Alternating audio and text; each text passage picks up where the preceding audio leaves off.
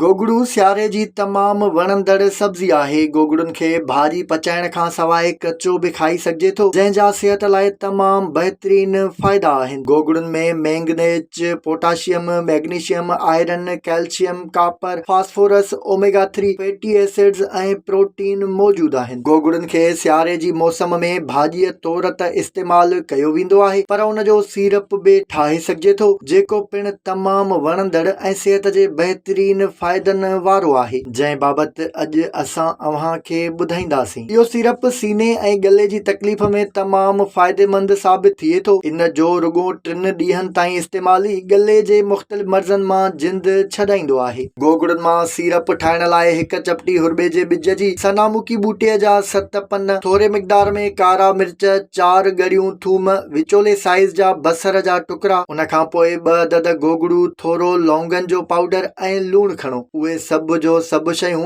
1/2 litre पाणीअ में विझी इहो पाणी सही नमूने उॿारियो। इन खां पोइ उनखे ब्लेंड कजे त गले जे मर्ज़नि लाइ तमामु बहितरीन सीरप तयारु थी वेंदो। इहो सीरप रुगो मंझंदि जे वक़्तु ई पीअणु घुर्जे। इन सां गॾु इन सीरप पीअण खां पोइ थोरी देरि ताईं पाणी बि न पीअणु घुर्जे। सियारे जी मौसम में गोगड़ुनि जो इहो सीरप गॾियल सिहत समेत गले जे तक़रीबन सभिनी बीमारियुनि लाइ तमामु बहितरीन साबित थींदो, जॾहिं त इहो नंढे ॿारनि तोड़े वॾी उमिरि जे माण्हुनि खे पीआरे सघिजे थो। इन सीरप जा ॾींहं में 3 चमचा पीअण सां ई गले खे वॾी राहत मिलंदी आहे।